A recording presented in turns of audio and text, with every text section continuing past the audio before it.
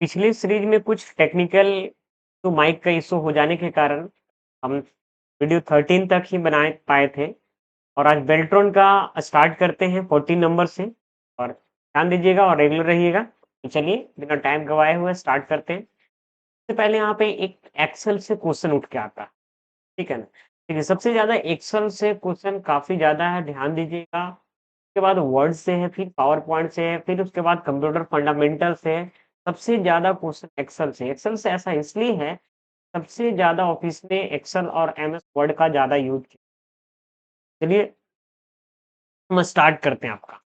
MS Excel में मान लें कि आपके पास ए और क्या लिखा हुआ ए टू और बी टू दो सेल में लगातार ए बी सी और डी ई है। सेल C2 का चयन करें और सूत्र सूत्र मतलब formula concatenate A2 comma B2 दर्ज करें। अब कंट्रोल सी से कॉपी होता है, कंट्रोल सी का उपयोग करके C2 के फॉर्मूला सूत्र मतलब फॉर्मूला की कॉपी करें और इसे D2 में कंट्रोल प्लस वी करके कंट्रोल वी से पेस्ट कर दें, मतलब पेस्ट हो जाएगा, ठीक है ना? हाँ ना, उपयोग करके पेस्ट कर लें तो D2 की सामग्री क्या होगा? तो D2 की सामग्री क्या होगा? सबसे पहले समझाते हैं आपको। हम आपको क्या सबसे पहले इसको पढ़िए, तोड़-तोड़ के पढ़िए। क्या बोला है? एक्सेल में मान लें कि आपके पास A2 और B2 दो सेल में लगातार है ना? A2 और B2 हम आपको समझाते जाते हैं। हम हटाते हैं। ये देखिए यहाँ पे समझिए इसमें। ए का कॉलम है, ठीक है ना? हमें आपको ए का कॉलम है, रो नंबर 2 है, तो ये पार्ट जो कहलाएगा A2 कहलाएगा, ये बॉक्स। और ये बॉक्स क्या कहलाएगा? B2 कहलाएगा। क्या समझ पाए यहाँ तक? अब क्या बोला है इसको समझिए आप, है ना? ये बोल रहा है कि ए बी सी मतलब A2 में क्या लिखा हुआ है? ए बी सी लिखा हुआ, ठीक है ना? और डी ई लिखा हुआ किसमें? B2 में, ठीक है? B2 में यहाँ पे लिखा C2 का चयन करके कॉन्केटिनेट करना। देखिए अब हम बताते हैं आपको क्या करना है। एक्सेल में बोला है ए बी सी लिख दीजिए और यहाँ पे क्या लिखा हुआ है? डी ई लिख दीजिए, इस पे डी ई लिख दीजिए। देखिए कितना मस्त बोला है, कैपिटल में ही लिखते हैं, चाहे जैसा बोला है वैसा ही करिए। यहाँ पे ए बी सी देखिए बहुत हार्ड क्वेश्चन नहीं है लेकिन घुमाया हुआ है बस। अब क्या बोला है? सेल C2 का चयन कर लिए, C2 और C2 में कॉन्केटिनेट करें और पहले बोला है A2 कॉमा B2। अब देखिए यहाँ पे A2 कॉमा B2 सबसे पहले बोला है कि A2 और B2 दो सेल लगातार है, ए बी सी और डी ई है। सेल C2 का चयन करें और सूत्र फॉर्मूला कॉन्केटिनेट करके दर्ज। अब कंट्रोल प्लस सी का करके C2 सूत्र की कॉपी करें। D2 से में कंट्रोल प्लस डी का पेस्ट करके D2 की सामग्री क्या होगी? D2 पढ़ना होगा, घुमा दिया है क्वेश्चन हमको भी। देखिए लेकिन काफी हार्ड क्वेश्चन नहीं है, इतना ध्यान दीजिए। A2 और B2 दो सेल लगातार है ना, दो लगातार है। ए बी सी और डी ई है ना, ए बी सी दो सेल में लगातार, दो सेल में लगातार ए बी सी और डी ई है। दो सेल में लगातार मतलब ए बी सी है और दूसरे सेल में डी ई है, यही बोलना चाह रहा है। C2 का चयन करें, C2 का चयन करें। यहाँ पे है, यहाँ C2 का चयन कर लिए, ठीक। और क्या बोलना चाहिए? और बोला कि concatenate A2 comma B2 equal to करिए, कॉन्केटिनेट नाम का फंक्शन लगाइए।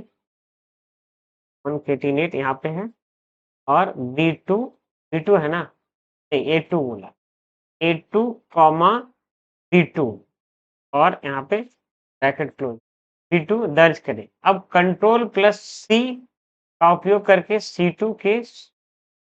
C2 ओके कॉपी करके D2 में कंट्रोल प्लस वी का उपयोग करके पेस्ट करें तो D2 की सामग्री क्या होगी?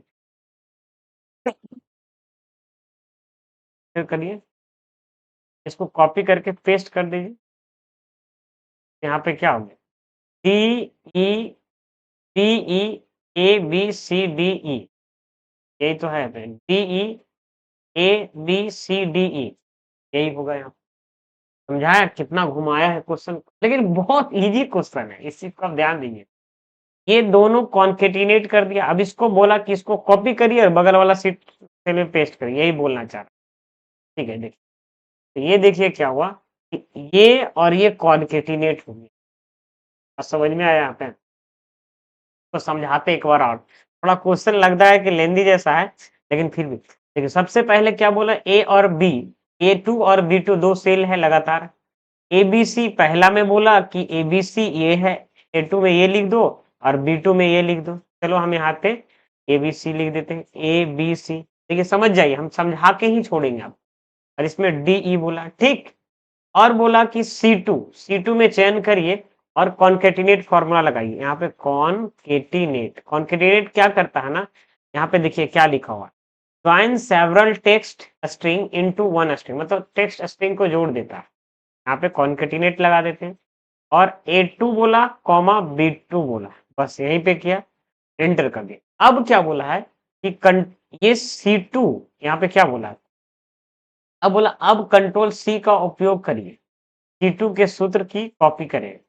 C2 में जो है यहाँ पे सूत्र मतलब ये जो फॉर्मूला है, इसको बोले C2 यही हुआ ना, C का कॉलम है, रो नंबर 2 है, ये C2 का, तो C2 की कॉपी करें और यहाँ पे क्या बोला, तो C2 को कॉपी करें और C2 में कंट्रोल प्लस वी करें, कंट्रोल प्लस वी करें, कंट्रोल वी लिख दिया, वी होना चाहिए, कंट्रोल वी से पेस्ट कर, तो उस अब कंट्रोल वी से जब पेस्ट किए तो उसकी सामग्री क्या होगी, तो क्या सामग्री, D E A B C D E, तो D E A B C D, ये हुआ क्या पता है आपको?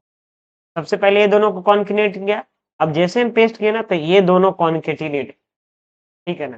तो ये कॉन्केटिनेट होने से क्या होता है, ये सेल जुट जाता है। देखिए, तो डी ई यहां से उठा लिया और ए बी सी लगातार हो गया, तो D E A B C D E हो जाए, तो यही आंसर हो जाएगा यहाँ पे। समझ में आया ना स्टूडेंट? यहाँ पे तो ये कॉन्केटिनेट ऑप्शन है। तो बताइए ऐसा क्वेश्चन रहेगा तो बताइए आप कैसे कर पाइए? प्रैक्टिकल की मदद से होगा। आपको थ्योरी पढ़ना है, सॉरी एमसीक्यू करना, प्रैक्टिस करना, उसके बाद समझना है फॉर्मूला को। तो कॉन्केटिनेट फंक्शन का क्या यूज होता है, जोड़ने के, दो सेल को जोड़ने के लिए, दो टेक्स्ट स्ट्रिंग को जोड़ने के लिए, ना कि कोई दो ऑपरेशन को परफॉर्म कर। चलिए आगे बढ़ते हैं, एक ही क्वेश्चन में काफी टाइम लग गया, लेकिन फिर भी आप समझ सके, ठीक है, एक क्वेश्चन में काफी नंबर होता है। एक बच्चे ने कॉल किया, सर मैं पिछला साल एग्जाम दिया था, मेरा 2 नंबर से सिलेक्शन नहीं हो पाया, बिहार का मुजफ्फरपुर का स्टूडेंट। अब बताइए स्टूडेंट कि 2 नंबर क्या, कोई कोई बच्चा 1 नंबर से भी छूट गया होगा, इसलिए समझिएगा 1 नंबर भी बहुत ही महत्वपूर्ण होगा। MS एक्सेल में Alt plus O plus C plus W का उपयोग के लिए किया जाता है।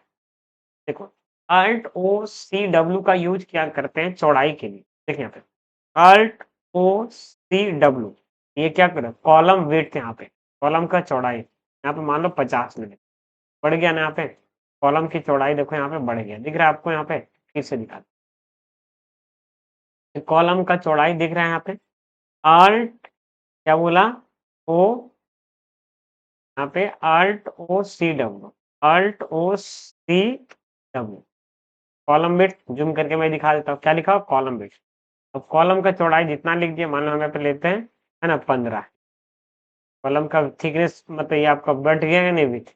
और यही काम अगर मान लीजिए कि अगर बोल दिया जाए तो यहाँ से भी कर सकते, क्लिक करेंगे यहाँ पे, फॉर्मेट में जाएंगे और यहाँ पे कॉलम में, इसी का शॉर्टकट की, ठीक है ना, समझ में आ गया यहाँ पे? ठीक है, ऐसे इसका एक और शॉर्टकट की हो सकता है, Alt H, ठीक है ना, O, और यहाँ पे W कर सकते हैं, ये भी हो सकता है, Alt H O W, यहाँ पे 20 कर दीजिए, ये शॉर्टकट की लिखा हुआ है, वो भी हो सकता है, Alt O से भी हो सकता है, Alt H से की मदद से भी हो सकता है, अब दो शॉर्टकट, ये तो है, इससे क्या होता है कॉलम का विड्थ बढ़ा सकते, कॉलम का क्या कर सकते हैं, अल्ट ओ सी डब्ल्यू कॉलम को चौड़ाई को बढ़ाने के लिए यूज किया जाता है ना। डब्ल्यू समझ जाइए, विड्थ हो गया है ना, चौड़ाई को बढ़ाने के लिए, ठीक है, डब्ल्यू याद रखिए, विड्थ चौड़ाई, ठीक है ना। नेक्स्ट क्वेश्चन अब क्या है, इसको समझते हैं यहाँ पे। निम्नलिखित में से कौन एक नन वॉइसिंग टाइप का सॉफ्टवेयर है। नन वॉइसिंग मतलब बोल सकते हैं, नन वॉइसिंग का मतलब होता है कि आप उसमें वॉइस मतलब बोल नहीं सकते, ठीक है ना। यहाँ पे लिखा हुआ पेज मील, फ्रंट पेज, लेटेक्स्ट, एमएस वर्ड। तो लेटेक्स्ट एक एप्लीकेशन सॉफ्टवेयर है जो आपका वॉइसेबल नहीं। फ्रंट पेज भी एक एप्लीकेशन सॉफ्टवेयर है, माइक्रोसॉफ्ट का ही है, ठीक है ना। पेज मील भी है, और एमएस वर्ड तो आपको पता ही है, इसमें भी बोल के भी कुछ कर सकते हैं, ठीक है ना। माइक्रोसॉफ्ट वर्ड खोलिएगा ना, यहाँ पे भी ऑप्शन दिया हुआ है, शायद ये का भी कहीं ऑप्शन, जो आप उसको बोलिएगा तो, ठीक है ना। लेकिन इसमें नहीं है स्टूडेंट, लेटेक्स में। नेक्स्ट, 4 विकल्प दिए गए, इनमें से 3 एक जैसे हैं। फिर यहाँ पे देखिए क्या बोला है, 4 विकल्प यहाँ पे दिया गया है, इनमें से 3 एक जैसे हैं, है ना, 3 एक जैसे हैं और एक अलग है, उत्तम का चयन करिए। तो देखिए यहाँ पे 3D छवि मतलब 3D छवि, 3D एनिमेशन, ठीक है, 3D फिल्म। तो तीनों जो है ना फिल्म से रिलेट करता हुआ, लेकिन ये प्रिंट आउट से रिलेट करता है। बात समझ में आ रही है? एनिमेशन हो गया, छवि भी वही हुआ, प्रकाशित करना, फिल्म भी हो गया, लेकिन 3D प्रिंटर जो है ना प्रिंटिंग के मकसद से यूज किया जाता। चलिए यहाँ पे समझ में आ गया। प्रथम वेब ब्राउज़र के विकास के वर्ष में इंगित करें, ठीक है ना। यहाँ पे क्या लिखा हुआ, प्रथम वेब ब्राउज़र कब आया था, 1990 में, 1990 में। किसके द्वारा लॉन्च किया गया था, टिम बर्नर ली के द्वारा, याद रखिए, किसके द्वारा, टिम बर्नर ली के द्वारा, ठीक है। चलिए, लिखा हुआ अद्वितीय IPv4 मतलब इंटरनेट प्रोटोकॉल वर्जन, IPv का मतलब होता है, देखो इसको याद रख लीजिए, IPv internet protocol version 4 internet address की कुल संख्या निम्नलिखित में से क्या है। तो क्या स्टूडेंट, 2 पर पावर 32 होता है, इंटू 2 पर पावर 32 पर पावर क्या होता है, यहाँ पे 32 होता है। फिर समझ में आ गया। निम्नलिखित में से कौन सा वैध इंटरनेट कनेक्शन का प्रकार नहीं, क्या बोला, निम्नलिखित में से कौन वैध इंटरनेट कनेक्शन का प्रकार नहीं है, फास्ट नेट। फास्ट नेट क्या है, इंटरनेट कनेक्शन का प्रकार नहीं है। वाईफाई है, डायलअप है, DSL है, वाट, बाकी ये फास्ट नेट जो है ना, ये आपका कोई इंटरनेट का प्रकार नहीं है स्टूडेंट, ठीक है। ये आपको याद रखने वाला चीज, समझने वाला चीजें नहीं, ठीक है। क्या लिखा हो, एक्सेल में कई प्रकार के फंक्शन होते हैं, कई में होते हैं, ठीक है। दिए गए विकल्पों में से गलत प्रकार के फंक्शन का पता लगाएं। देखिए, स्टैटिकल गलत टाइप के फंक्शन, सही नहीं, सही बहुत सारे फंक्शन दिया गया 4 टाइप का, उसमें से गलत का प्रकार के, स्टैटिकल फंक्शन होता है, टेक्स्ट फंक्शन भी होता है, टेक्स्ट फंक्शन, मैथमेटिकल फंक्शन होता है, लेकिन इकोनॉमिकल फंक्शन नहीं होता है। सर आप कैसे बोल सकते हैं, चलिए हम आपको बता देते हैं, याद रखिएगा क्या लिखा हुआ, स्टैटिकल, इकोनॉमिकल, टैक्स फंक्शन और मैथड। तो ये आपका सही क्यों होगा, क्या आपके बोल रहा है गलत का प्रकार है, तो यही गलत, इकोनॉमिकल कोई फंक्शन ही नहीं होता है। चलिए हम आपको बताते हैं, एक्सेल खोलिए और आप फार्मूला टैब में जाइए, मैं जूम करके थोड़ा सा आपको दिखाता हूँ। ये आपको जो दिख रहा है ये ग्रुप, यहाँ पे लिखा हुआ फंक्शन लाइब्रेरी, ध्यान दीजिए क्या लिखा हुआ है, फंक्शन लाइब्रेरी। अब यहाँ पे देखिए, सबसे पहला नंबर यहाँ पे टेक्स्ट फंक्शन हो गया, ठीक है ना। और क्या होता है, मैथ फंक्शन, तो मैथ फंक्शन आपको दिख रहा है यहाँ पे, ठीक है ना। फाइनेंशियल फंक्शन दिख रहा है, एक स्टेटिकल फंक्शन, स्टेटिकल फंक्शन आपको मोर में जाइएगा ना, यहाँ पे जाइएगा तो यहाँ पे देखिए आपको मिल जाएगा स्टेटिकल फंक्शन, लेकिन आपको इकोनॉमिकल फंक्शंस कहीं नहीं मिले, इकोनॉमिक फंक्शंस है ही नहीं, तो तो ये गलत का प्रकार में से इकोनॉमिकल फंक्शन ही होता है। तो यही आंसर सही होगा, मतलब ये कोई फंक्शन नहीं होता है, बट यही बोल रहा है कि ये आपका सही है। क्यों बोला? गलत का आप एक प्रकार चुने। ठीक है, समझ में आ गया? चलिए, इस सेशन में हमको लगा थोड़ा सा टफ क्वेश्चन है, बाकी सेशन में काफी इजी था। इस सेशन जिनको मिला होगा वो समझ में आ गया होगा। ठीक है, ये बहुत टफ रहा। एमएस एक्सेल 2016 में रिव्यू टैब के तहत आप किस वर्कशीट को सुरक्षित कर सकते हैं? क्या बोल रहा कि 2016 एमएस एक्सेल में रिव्यू टैब के तहत किसी वर्कशीट को सुरक्षित कर सकते हैं। ये तो सही लिख दिया। और कई अन्य विकल्प पा सकते हैं। किस विकल्प यहाँ दिए गए हैं, इनमें से गलत विकल्प की ज्ञात करें। मतलब इसमें बहुत सारा विकल्प दिया गया है, इसमें गलत कर देखो। यहाँ पे क्या बोल रहा है कि एमएस एक्सेल 2016 में रिव्यू टैब के तहत किसी वर्कशीट को सुरक्षित कर सकते हैं। ठीक है, और कई अन्य विकल्प पा सकते हैं, है ना। कुछ विकल्प यहाँ दिए गए, इनमें से गलत का विकल्प कर देखो। यहाँ पे गलत का विकल्प क्या है? यहाँ पे देखना, ये देखिए मैक्रोज। ठीक है ना, ये सब सही है। स्मार्ट लुकअप है, स्पेलिंग है, वर्कबुक है ना, करें। ये मैक्रोज एक आपका क्या है? गलत का विकल्प। जैसे देखिए एमएस एक्सेल को खोलिए और इन रिव्यू टैब में जाइए, और यहाँ पे क्या बोला है? ठीक है, वह है ना, वर्कबुक को सुरक्षित करना। वर्कबुक, ये देखिए प्रोटेक्ट वर्कबुक करते हैं, 123 पासवर्ड डाल देते हैं, 123 पासवर्ड डाल। अब यहाँ पे वर्कबुक तो सुरक्षित हो गया। अब देखिए आप समझिएगा, अब यहाँ पे आपको देखिए, यहाँ पे बोल रहा है कि स्मार्ट लुकअप, स्पेलिंग, और यहाँ पे वर्कबुक का साझा कर, क्या बोला? और कई अन्य विकल्प पा सकते हैं। कुछ विकल्प यहाँ दिए गए हैं, कुछ विकल्प यहाँ पे दिए, इनमें से गलत का चयन कीजिए। तो देखिए आप, गलत में से आपका क्या? मैक्रोज। मैक्रोज कैसे गलत है इसको समझते हैं। यहाँ पे क्या बोला कि वर्कशीट को सुरक्षित कर सकते हैं और कई अन्य विकल्प पा सकते हैं। कुछ विकल्प यहाँ दिए गए, इनमें से गलत का चयन करें। तो स्मार्ट लुकअप हो गया, स्पेलिंग हो गया, है ना, वर्कबुक साझा करना, ये सब चेक करने से रिलेटेड। ठीक है ना, यहाँ पे लुक मतलब देखने से रिलेटेड है, स्पेलिंग देखने से। गलत का मतलब क्या? यहाँ पे भी एक विषम का कह रहा है और कुछ नहीं बोल रहा है। मैक्रोज का काम होता है रिकॉर्ड करना, बाकी सबका काम होता है देखना। बात समझ में आ रहा है? यही यहाँ पे बताना चाहे, और कुछ नहीं। तो ये 4 ऑप्शन दिए गए हैं। ये जो लाइन आपको फर्स्ट वाला लाइन है ना, ये झूठ-मूठ को आपको कन्फ्यूजन के लिए यहाँ तक दिया गया। इस चीज़ को आप समझ लीजिए। ठीक है ना, यहाँ पे ये बोल रहा है कि अन्य कई विकल्प, 4 गो विकल्प दिया गया, इसमें से गलत का पहचान करें। गलत का मतलब विषम का पहचान करें। तो यही समझाना चाह रहा हूँ। चलिए, थोड़ा देर के लिए कन्फ्यूजन में आप लोग सभी आ जाते हैं, और हिंदी के कारण मैं भी आ जाता हूँ। अगर इंग्लिश हिंदी इसमें रहता तो नहीं आता। एमएस वर्ड में कंट्रोल ओ क्या करता है? कंट्रोल ए से क्या होता है? कोई भी ओपन करते हैं, कोई फाइल को ओपन कर सकते हैं। वर्ड में आप एमएस वर्ड को अगर खोलते हैं, चले जाते हैं, फाइल मेनू में जाते हैं और ओपन, तो ओपन का शॉर्टकट की क्या होता है? कंट्रोल ओ होता है। तो क्लिक करेंगे, यहाँ पे कीबोर्ड से हम देखिए, यहाँ पे कंट्रोल के साथ ओ प्रेस करेंगे ना, तो डायरेक्ट ओपन का डायलॉग बॉक्स खुले। कंट्रोल ओ किए, कौन सा डायलॉग बॉक्स खुला? ओपन का डायलॉग बॉक्स यहाँ पे। ठीक है, ओपन का शॉर्टकट की क्या होता है? यहाँ पे कंट्रोल प्लस ओ होता है।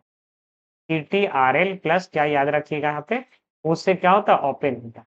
प्लस फ्रेंड यहाँ पे ओपन होता है, याद रखिए। ठीक है, अब आगे बढ़ते हैं और आगे देखते हैं। एमएस पावर पॉइंट 2016 में परिवर्तन स्लाइड में लेआउट आराम करने के लिए मानक निम्न में से है।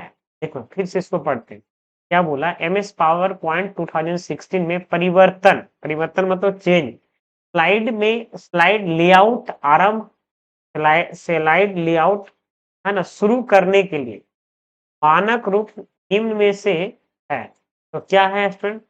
व्यू में जाएंगे, स्लाइड मास्टर, और लेआउट को चुने। क्या करें? लेआउट, लेआउट समझ रहे हैं ना? व्यू में जाके लेआउट, है ना, लेआउट में ओरिएंटेशन, पोर्ट्रेट, लैंडस्केप जो भी करना, यही बोल रहा है कि यहाँ पे निम्न में से चुने, किसको चुना है यहाँ पे? मानक रूप को। ठीक है, लेआउट तरीके से स्लाइड मास्टर में जाइए। स्लाइड मास्टर का काम यही होता है, जो भी एक स्लाइड में करेंगे वो हर एक स्लाइड में आपका पावर पॉइंट खोल लीजिए सबसे पहले आपको। ठीक है, और यहाँ से पावर पॉइंट खोल लीजिए, व्यू में चले गए और यहाँ पे स्लाइड मास्टर में आप चले गए। हम करते हैं, आपको हम बता दें, ये स्लाइड मास्टर क्या स्टूडेंट, यहाँ पे स्लाइड, और कौन सा मेनू में? व्यू। यहाँ पे जब स्लाइड मास्टर में आप जाते हैं तो यहाँ पे देखिए लेआउट है, यहाँ दिख रहा है आपको, यहाँ पे ये इंसर्ट लेआउट, तो ये आपको लेआउट को चुन सकते हैं, कौन सा लेआउट, समझ में आ रहा है? अलग अलग टाइप का क्या होता है? लेआउट होता है। लेआउट आप ऐसे होम टैब की मदद से भी चुना जा सकता है। यहाँ पे इसमें क्लिक करिएगा और दिखता है। यहाँ पे आने के बाद ऑप्शन डिसेबल हो गया, तो यहाँ से आप क्या कर सकते हैं, यहाँ पे जूम करके मैं दिखा देता हूँ। यहाँ से क्या कर सकते हैं, आप लेआउट में चूज, स्लाइड मास्टर में गए, आप स्लाइड मास्टर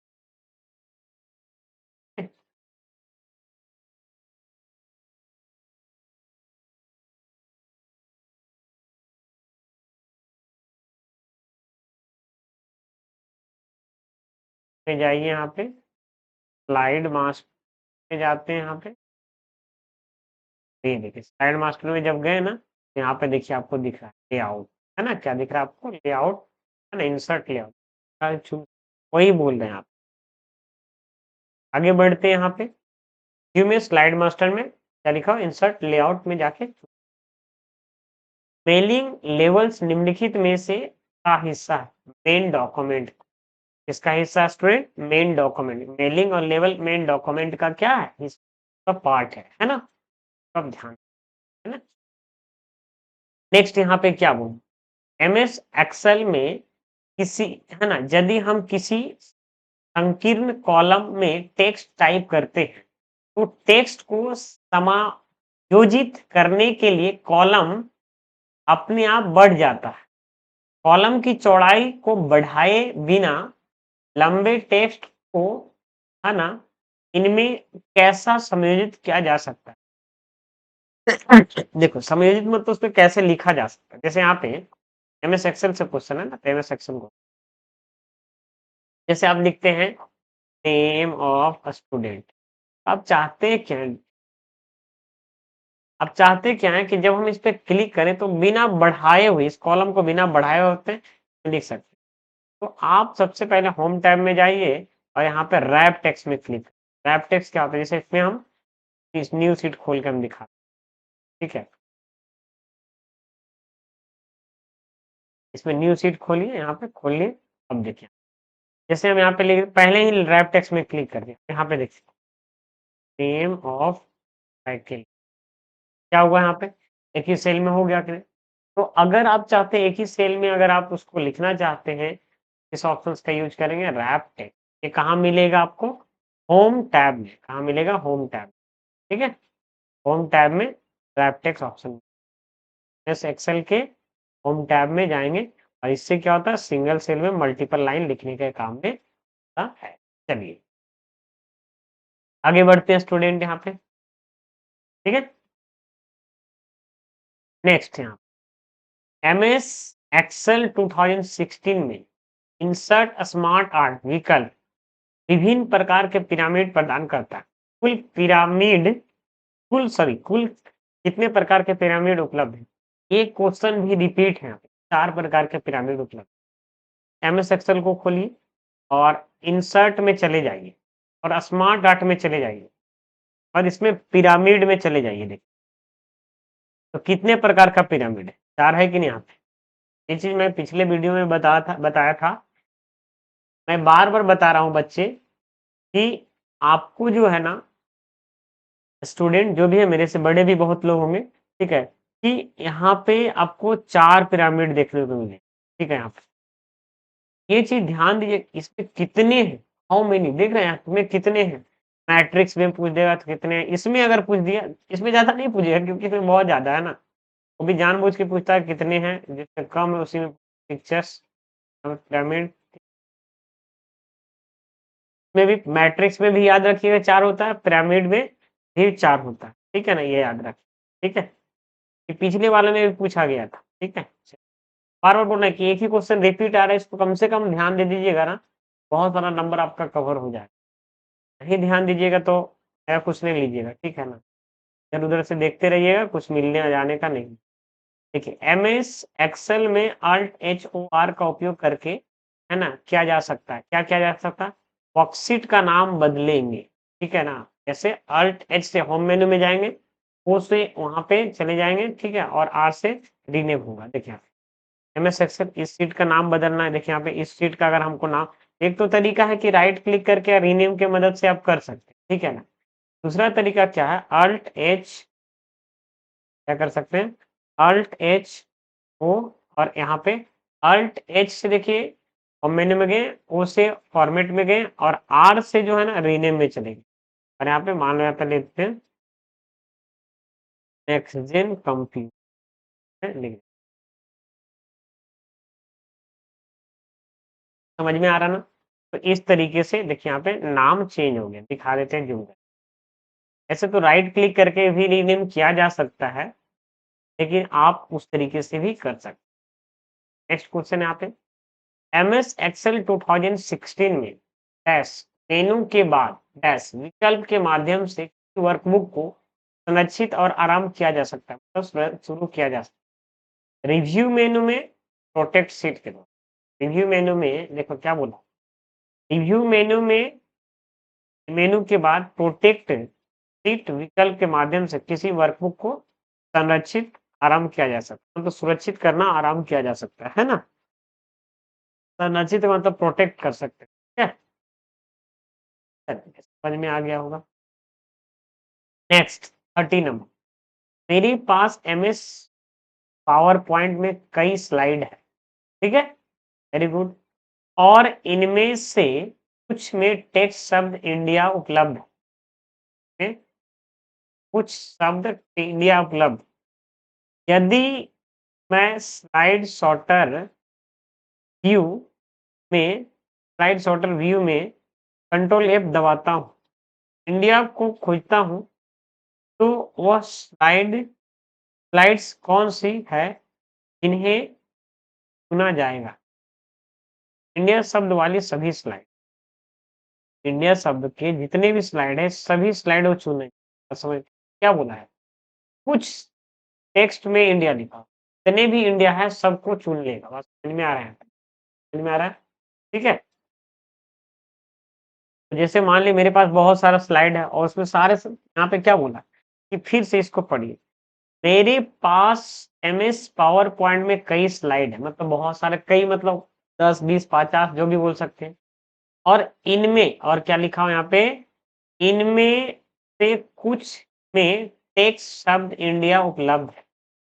इनमें से कुछ, जैसे मान लो 20 को स्लाइड है, तो 4 गो में इंडिया उपलब्ध है, ठीक है? अब बोल रहा है, अब यदि मैं स्लाइड सॉर्टर व्यू में कंट्रोल एफ, मतलब कंट्रोल एफ से फाइंड दबाता हूँ, करता हूँ, तो इंडिया को खोजता हूँ, तो वे स्लाइड कौन सी है जिन्हें चुना जाएगा?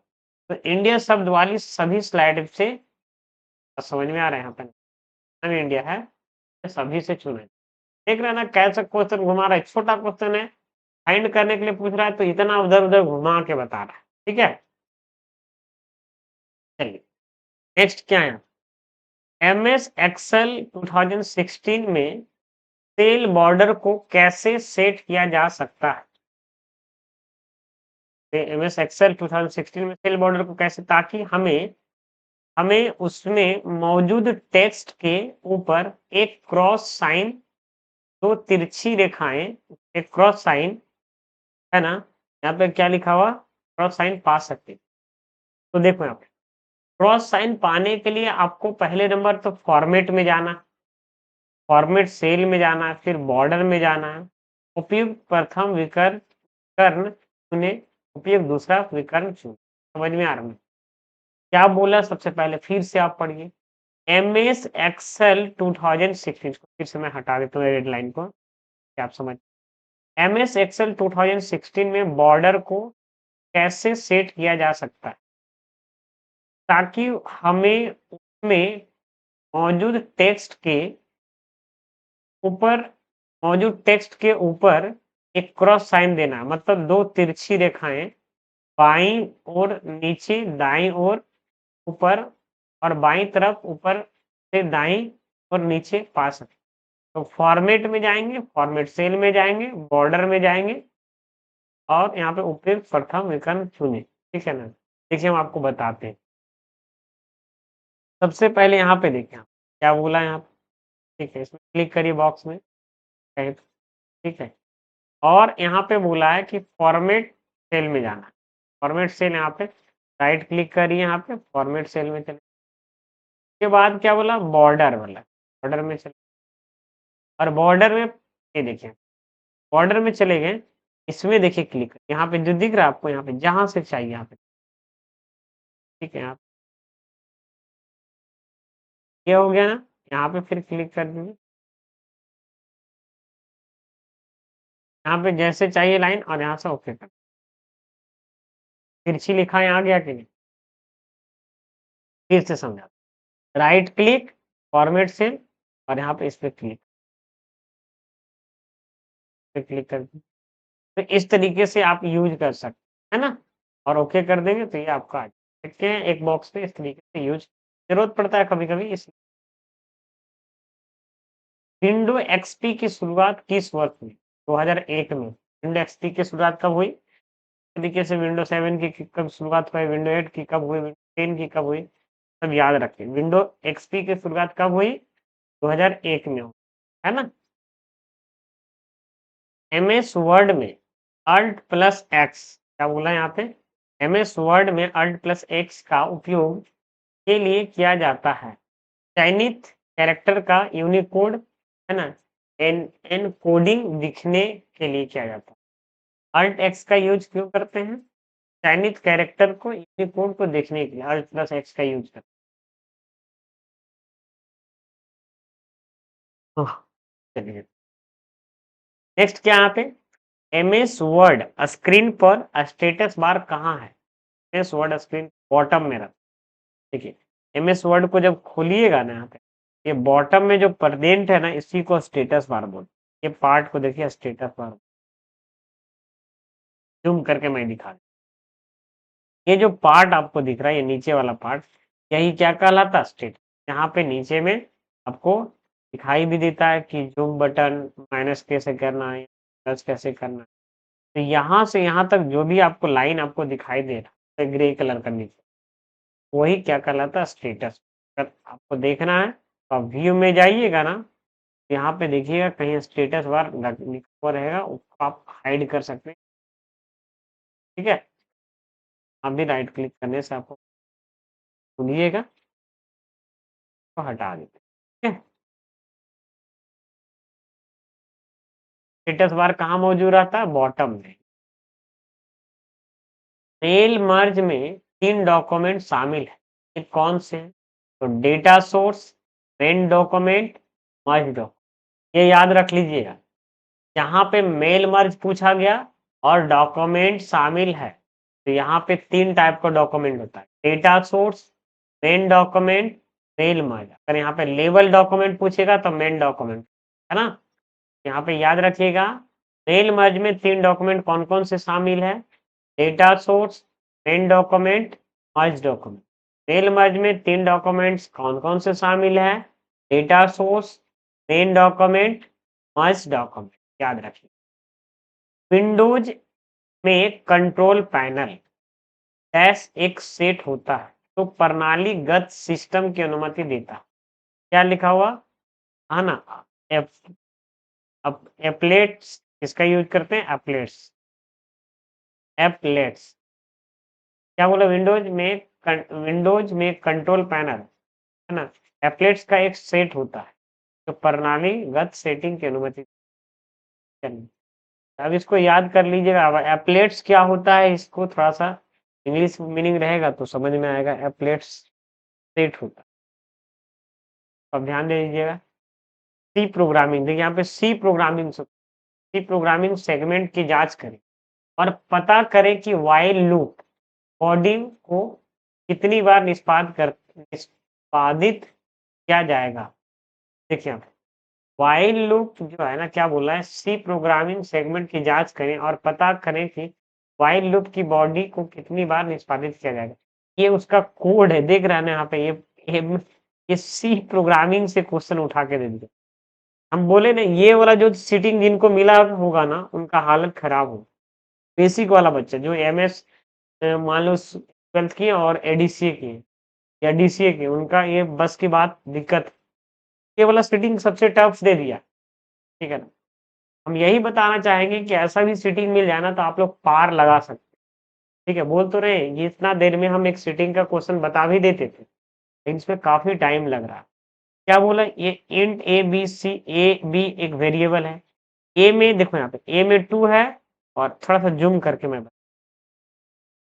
क्या बोला, ए में देखो क्या बोला है, सी प्रोग्रामिंग सेगमेंट की वाइल वाइल जिस क्या बोला है, पहले हम एक बार क्वेश्चन फिर से पढ़ते हैं, उसके बाद समझाते हैं। सी प्रोग्रामिंग सेगमेंट की जांच करें, है ना, पता पता करें कि वाइल लूप बॉडी में कितने बार निष्पादित किया जाएगा, मतलब घूमेगा कितना बार, ठीक है ना। थोड़ा आपको जूम करके बताते हैं। इंट ए, ठीक है, और बी है। तो इंट ए मतलब एक वेरिएबल है, बी भी एक वेरिएबल है, और इंटीजर टाइप का वेरिएबल। ए में 2 रखा हुआ, बी में 5 रखा हुआ। तो वाइल यहाँ पे, सबसे पहले यहाँ पे ध्यान दीजिए कि यहाँ पे जो है ना, ए एंड बी लिख दिया, यहाँ पे कोई कंडीशन ही नहीं दिया गया, एक बार भी नहीं घूमे, ठीक है ना। अगर यहाँ पे वाइल रहता, यहाँ पे WHILE ऐसा रहता, मान लीजिए ऐसा रहता, इसके अंदर रहता कि मान लो कि ए लेस देन 5, तब यहाँ पे चल सकता। तब ऐसे कितना बार चलता, पहला 2, फिर 3 और फिर 4, मतलब 3 टाइम चलता है, अगर ऐसा क्वेश्चन रहता तो। लेकिन यहाँ पे एक कंडीशन ही नहीं, ए एंड बी लिख दिया, ये कुछ कंडीशन ही नहीं हुआ, यहाँ पे 0 टाइम ही चलेगा, मतलब समझिए थे क्यों ही दे दिया, मतलब कंफ्यूजन के लिए, ठीक है। डेटा एंट्री का काम से बाहर थोड़ा दे दिया। असेंबलर निम्नलिखित में से क्या है, असेंबलर निम्नलिखित में से क्या है। देखिए, इस टाइप का अगर क्वेश्चन कर लेते, तो एक आइडियाज मिल रहा है कि किस टाइप का क्वेश्चन पूछा गया था और किस टाइप का हमको पढ़ना। ऐसा नहीं कि अंधाधुन में तैयारी कर रहे हैं तो कर रहे हैं, वो गलत बात। असेंबलर निम्नलिखित में से क्या है, तो निम्न स्तरीय प्रोग्राम कोड जो मशीन कंट्रोल को ट्रांसलेट करने का काम करता है। C++ जो है ना, बोल सकते हैं असेंबलर, हाई लेवल भी लैंग्वेज भी बोल, ठीक है। मतलब लो लेवल से ऊपर होता है असेंबलर प्रोग्राम, जो मशीन कोड को, हर चीज को एज ए ट्रांसलेटर की तरह काम करता है, मतलब प्रोग्राम कोड को ट्रांसलेट करता है, मतलब जो लो लेवल लैंग्वेज होता है उसको ट्रांसलेट करने का काम। नेक्स्ट यहाँ मान लीजिए MS एक्सेल 2016 सेल में, क्या बोला, मान लीजिए, ठीक है, एक MS एक्सेल 2016 सेल में आपके पास 2.175 संख्या है, इतना संख्या है। यदि आप डिक्रीज डेसिमल, बोला है यदि आप डिक्रीज डेसिमल होम टैब के तहत बटन को 5 बार दबाते, ठीक है, उसे फिर से दबाते हैं 5वीं बार, तो दबाने के बाद अंतिम की दबाने की बाद क्या प्रदर्शित हो। यहाँ पे देखिए 2.18, ठीक है ना, 2 पॉइंट, क्या बोला है कि यहाँ पे क्या बोला कि आपके पास ये संख्या है, यदि आप डिक्रीज डेसिमल होम टैब के तहत बटन को 5 बार दबाते, डिक्रीज डेसिमल, सबसे पहले हम आपको लिखते ही हैं, इसको हम कॉपी कर लेते हैं Ctrl+C से, और एक्सेल में गए, हम कहीं भी लिख दिए। और यहाँ पे क्या बोला है कि 5 बार क्या कर सकते हैं, यहाँ पे डिक्रीज करिए, डिक्रीज कर देते हैं, ठीक है। ये देखिए, ये 2 डेसिमल है, ध्यान दीजिएगा, एक इंक्रीज डेसिमल है, एक डिक्रीज डेसिमल। ये देखिए, ये आपका डिक्रीज है, यहाँ पे क्या बोला डिक्रीज करने के लिए, 1 2 3 4 5 ये बचा, ठीक। अब क्या बोला, 5 पर डिक्रीज कर दिया और उसे फिर से दबाते हैं और उसे फिर से दबाते हैं तो 5वीं बार दबाने की अंतिम अंतिम क्या बोला, उसे फिर से दबाते हैं तो 5वीं बार की दबाने की बाद अंतिम की दबाने के बाद प्रदर्शित होगा। क्या प्रदर्शित होगा यहाँ पे स्टूडेंट, यहाँ पे इसको फिर से एक बार दबाते हैं, 2 प्रदर्शित हो, यहाँ पे 2 ये आंसर है ना, यहाँ पे 2.8818 ये आंसर हमको समझ में नहीं आ रहा है। ये हमको लगता है जहां तक ये क्वेश्चन जो है ना गड़बड़ा गया है ना। ठीक है, इसको हम पेंडिंग में रखते हैं, इसको हम मे भी नेक्स्ट क्लास में समझा देंगे। तो थोड़ा सा बहुत हार्ड तो नहीं है बट इससे कंफ्यूजन हो गया है। चलिए अब आगे बढ़ते हैं। यहाँ पे MS पावर पॉइंट में किसी स्लाइड को द्वारा डुप्लीकेट किया जा सकता है। तो कंट्रोल डी से क्या होता है, कोई भी स्लाइड को डुप्लीकेट कर सकते, जैसे देखिए यहाँ पे क्लिक करिए, यहाँ पे पावर पॉइंट में जाइए, यहाँ पे तो यहाँ पे मान लो कोई भी हम यहाँ से कोई स्लाइड ले लेते हम ले लेते हैं, इसको डुप्लीकेट करना है, जैसे इस स्लाइड को राइट क्लिक करके जो डुप्लीकेट करते हैं ना, इसका शॉर्टकट की कीबोर्ड से कंट्रोल डी भी कर देंगे ना तो डुप्लीकेट देखिए, कंट्रोल डी से क्या हो जाएगा डुप्लीकेट। वही बोल रहे हैं आप, कंट्रोल डी से क्या होता है स्लाइड को डुप्लीकेट कर। क्या यहाँ पे लिखा हुआ, MS एक्सेल विंडो में कार्य क्षेत्र को डैश एक रूप में जाना, वर्कशीट क्या बोला, MS एक्सेल विंडो को कार्य क्षेत्र को है ना वर्कशीट के रूप में जाना जाता है। MS एक्सेल को क्या जाना जाता है, वर्कशीट के नाम से जाना जाता है। MS एक्सेल को grid sheet, marksheet, blank sheet तो नहीं ना बोलते हैं, क्या बोलते हैं, वर्कशीट बोलते हैं।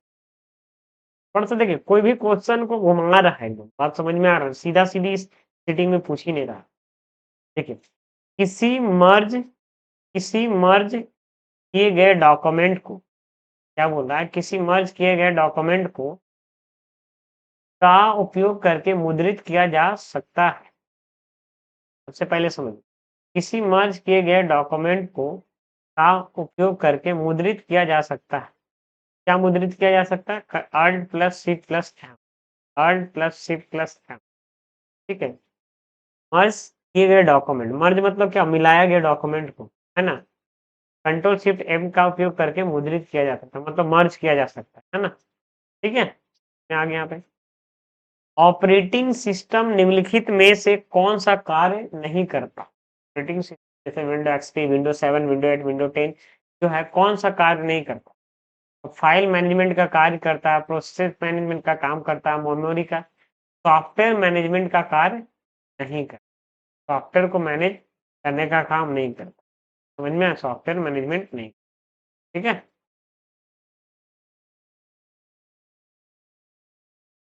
क्या लिखो, MS एक्सेल 2016 में विभिन्न उपलब्ध विकल्पों का उपयोग करके किसी वर्कशीट या वर्कबुक को संरक्षित किया जा सकता है। इस संबंध में निम्न में से कौन सा विकल्प गलत है, तो वर्कशीट प्रोटेक्ट और शेयर करें, ये विकल्प क्या गलत है, लेकिन यहाँ पे पूछ रहा है कौन सा गलत है, तो यही आपका सही है। ठीक है, आई होप इस तरीके से समझ गए होंगे आप। नेक्स्ट क्या यहाँ पे, मेल मर्ज में कौन सा शॉर्टकट डॉक्यूमेंट मर्ज को संचालन करता है, तो अल्ट शिफ्ट, मेल मर्ज का लास्ट वाला फिनिश एंड मर्ज का शॉर्टकट क्या होता है, अल्ट + Shift + N। देखिए, नेक्स्ट वर्ड में आप जाइए, मेलिंग में जाइएगा और ये देखिए यहाँ पे लास्ट में रखिएगा, फिनिश एंड मर्ज जो दिख रहा है यहाँ पे, कि इसको अभी यहाँ पे रखने से नहीं दिखाएगा, लेकिन जब इसको डॉक्यूमेंट बनाएंगे तो उसके बाद दिखा देगा। तो शॉर्टकट Alt + Shift + N होता है, वही पूछ रहा है शॉर्टकट डॉक्यूमेंट को मर्ज को संचालन करने के लिए, संचालन करने मतलब फिनिश करने के लिए क्या यूज किया है, Alt + Shift + N, है ना। MS एक्सेल में एक सेल के, क्या लिखा हुआ, MS एक्सेल में एक सेल के लिए मुद्रा, क्या लिखा हुआ, MS एक्सेल में एक सेल के लिए मुद्रा 0 शैली का उपयोग करने और 12 टाइप करने पर हमें मिलता है। 12 के बाद डिफ़ॉल्ट मुद्रा प्रतीक का पहला आंसर राइट होगा। क्या पढ़ा पढ़ा गया है पहले फिर से समझिए। एमएस एक्सेल में एक सेल के मुद्रा शैली का उपयोग करके 12 टाइप के 12 प्रकार के मतलब 12 टाइप के करने पे हमें मिलता है। तो 12 के बाद डिफ़ॉल्ट मुद्रा प्रतीक होता है। डिफ़ॉल्ट जो भी रहता है वही प्रतीक होता है। बात समझ में आ रही है? निम्नलिखित में से सबसे पुराना वेब ब्राउज़र है। सबसे पुराना ब्राउज़र नेट एस्केप नेविगेटर है। ये सब ब्राउज़र का नाम है, सफारी, फायरफॉक्स, क्रोम, लेकिन सबसे पुराना ब्राउज़र जो है ना नेट एस्केप नेविगेटर। जब बहुत विंडोज एक्सपी से एक पहले ऑपरेटिंग सिस्टम चलता था विस्टा, उसी टाइम में यूज किया जाता। ठीक है, और 10 क्वेश्चन है इसमें। एमएस पावर पॉइंट में इस स्लाइड को डैश के द्वारा हटाया जा सकता है। तो कंट्रोल एक्स के द्वारा हटाया जा सकता है। कंट्रोल एक्स से क्या होगा, कट हो जाए। कंट्रोल एक्स से क्या होता है स्टूडेंट, कट हो जाए। ठीक है, अब यहाँ पे बोलते हैं डैश को माउस द्वारा नियंत्रित किया जाता है। तो स्क्रीन पर विशेष स्थितियों में अपना आकार बदलता है। तो पॉइंटर, क्या बोला, पॉइंटर को माउस द्वारा नियंत्रित किया जाता है। तो स्क्रीन पर विशेष स्थितियों को अपना आकार बदलता है। ठीक है, जब माउस से पॉइंटर के द्वारा इधर क्लिक करते इधर करते तो अपना बदलते। थोड़ा सा गड़बड़ है लेकिन इस रहेगा तो बहुत। देखिए यहाँ पे जो है ना, ये फिर से पूछा, इसको जान लीजिए। मान ले कि हमारे पास A2 और B2 सेल्स में क्रमशः, क्या बोला यहाँ पे, ABC और DEF है। इसमें निम्नलिखित सूत्रों को हम फॉर्मूला पढ़ते हैं। ठीक है, यहाँ पे क्या बोला गया है, फॉर्मूला में दर्ज किए जाने पर सेल C2 को प्रदर्शित मूल्य निम्नलिखित में से क्या होगा। देखिए यहाँ पे सबसे पहले समझिए, यहाँ पे A2 है, A2 में तो ये है आप। ठीक है, और यहाँ पे क्या बोला, B2 में DEF दिख रहा है ना आपको। ठीक है, तो यहाँ पे क्या बोल रहा है कि बी, देखो सबसे A2 से तो पूरा ले लिया गया, यहाँ पे पूरा ABC, तो यहाँ पे ABC पूरा आ जाएगा। उसके बाद क्या आएगा, लेफ्ट से 2 आएगा, किससे, B2 से। तो लेफ्ट से 2 आएगा तो DE आएगा, मतलब इसका आंसर आएगा ABCDE। यहाँ पे ABCDE आएगा। चलो हम इसको प्रैक्टिकल करके दिखाते हैं आपको। ठीक है, ये आपको समझ में नहीं आया, क्या पहले बोला है कि आपको A2 और B2, A2 A B capital में ही लिखते हैं, ABC है। ठीक है, और यहाँ पे बोला है B2 में, B2 जो है उसमें DEF है। और क्या बोल रहा है, इसे निम्नलिखित फॉर्मूला में दर्ज किए जाने पर C2 में प्रदर्शित होगा। अगर C2 में क्लिक करते हैं, यहाँ पे C2 है, सी का कॉलम है, रो नंबर 2 है। अब यहाँ पे क्या बोला कि यहाँ पे कॉन्केटिनेट नाम का फॉर्मूला लगाए, कॉन्केटिनेट। ठीक है, कॉन्केटिनेट। अब इसमें ये ले लेते हैं। ठीक है, सॉरी, टू रखते तो।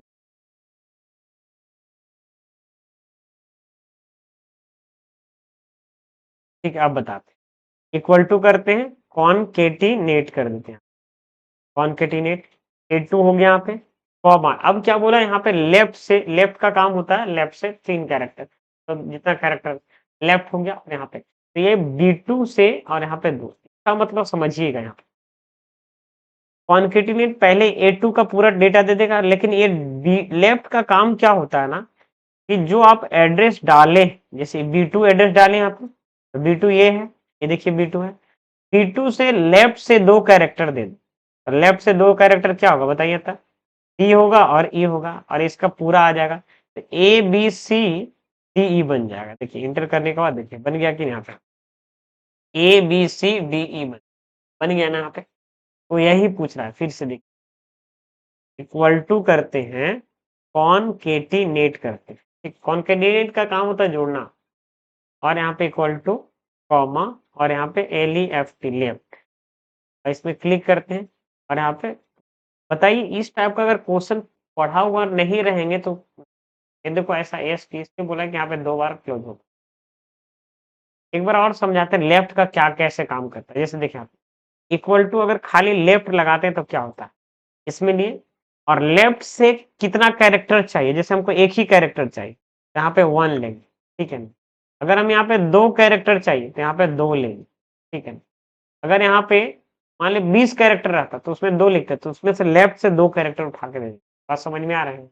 इस तरीके से, मतलब इसका पूरा कैरेक्टर उठा के ले लिया, ठीक है, इसका 2 कैरेक्टर उठा, वही हुआ ABCDE आ गया। ठीक है, समझ में आ गया है ना, यूज कर सकते हैं। चलिए, आई होप समझ पाए होंगे। जहां तक हो सके ना, जिसका प्रैक्टिकल बताना चाहिए मैं दिखा दिखा समझा। नेक्स्ट, यहाँ पे क्या है student, MS Excel alt M दबाने से क्या हो, तो फॉर्मूला टैब में चले जाएंगे। सूत्र टैब मतलब फॉर्मूला टैब के अल्ट प्लस M करिएगा। देखिए यहाँ पे एक्सेल में गए, अल्ट के साथ M कर दीजिए, फॉर्मूला नाम के टैब में पहुंच गए कि नहीं। यहाँ पे थोड़ा सा हम जूम करके दिखा दें, M किए, फिर अल्ट M और E करेंगे तो डेट एंड टाइम वाला फंक्शन में पहुंच जाएंगे। अल्ट N, अल्ट, है ना, मान लीजिए फिर N करते हैं, अल्ट N नहीं, अल्ट N, अल्ट यहाँ पे M करेंगे तो फॉर्मूला मेनू में चले गए, और फिर N करते हैं तो मैनेजर में चले जाए। इस तरीके से यही सब फंक्शन है, इसको याद कर लीजिएगा, ठीक है। कम से कम जो चीज आया हुआ है उसको आप जरूर याद करिए, क्योंकि ये चीज क्वेश्चन बार बार रिपीट हो। MS एक्सेल सीट में मान ले कि हमें एक दर्शाने की आवश्यकता है, दर्शाने की आवश्यकता है कि कार्टून चरित्र बोल रहा है। MS एक्सेल में कार्टून चरित्र बोल रहा है, तो इस उद्देश्य के रूप में, उस उद्देश्य से, उस उद्देश्य के लिए उपयुक्त ऑटो आकार का प्रकार निम्नलिखित में से क्या हो। कॉल आउट मतलब ये बोला है कि कोई लगे ऐसा दिखाना है कि कोई बोल रहा, तो कॉल आउट का यूज कर, कैसे दिखाते हैं आप। यहाँ पे कुछ बोल रहा है कि, ठीक है,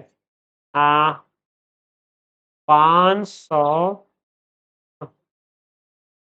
हिंदी में लिखते हैं, डबल बाकी ऐसा लिख दिया, मैंने लिख दिया यहाँ पे, ठीक है ना। यहाँ पे ड्यूज है, लिख ये थोड़ा सा ड्यूज है, ठीक है, इस तरीके से।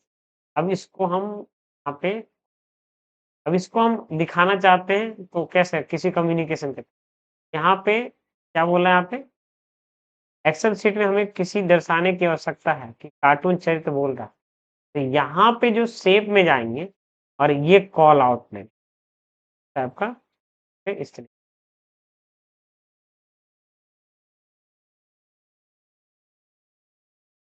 इस टाइप का, या कोई वैसा बोलता हुआ यहाँ पे लिखा,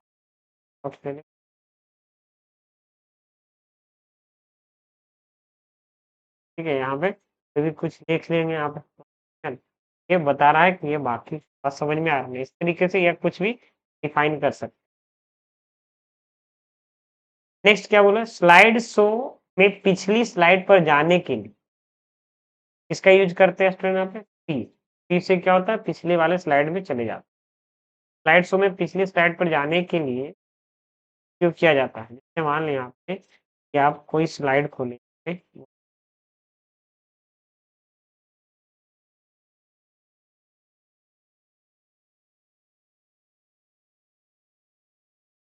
पिछली स्लाइड में क्लिक करेंगे तो पिछली स्लाइड में पहुंच, यहाँ पे क्या बोल रहा है कि स्लाइड में जाने के लिए की का यूज करेंगे। स्लाइड शो में पिछली स्लाइड पर जाने के लिए क्या करेंगे, F5 करो तब पता, स्लाइड शो पूछा, 5 करो और पी करो ने, आप करो आगे बढ़ जाएगा पी से। तो अगर हम ये F5 करते हैं, F5 से क्या होता है, पूरे स्लाइड शो होता है, और पी प्रेस करते हैं तो पिछले वाले स्लाइड में पहुंच जाता है।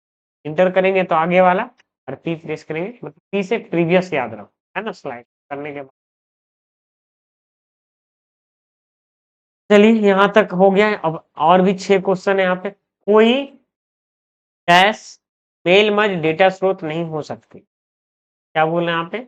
एग्जीक्यूटेबल फाइल जो होता है, एग्जीक्यूटेबल मतलब सॉफ्टवेयर का फाइल कभी भी डेटा स्रोत का फाइल नहीं। एग्जीक्यूटेबल मतलब, है ना, exe फाइल की बात। एमएस वर्ड में 3 बार क्लिक करने के लिए किया जाता है, कोई पैराग्राफ सेलेक्ट हो जाता है। देखिए यहाँ, अगर यहाँ पे एमएस वर्ड में आप गए, वर्ड खोल, अब यहाँ पे 3 बार क्लिक कर देते हैं ना, यहाँ पे 2 बार क्लिक करने से वर्ड होता है, ट्रिपल क्लिक कर देंगे तो पैराग्राफ सेलेक्ट। कोई बोला 3 बार क्लिक करने से क्या होता है? Paragraph select. क्वेश्चन समझ में आ गया है? नेक्स्ट क्या बोला है? एक्सेल में यह मान लें कि आपके पास निम्नलिखित डेटा है, इस टाइप का डेटा है। अब क्या बोल रहा है? ये डेटा है यहाँ पे, ठीक है ना, इस तरीके से डेटा है यहाँ पे।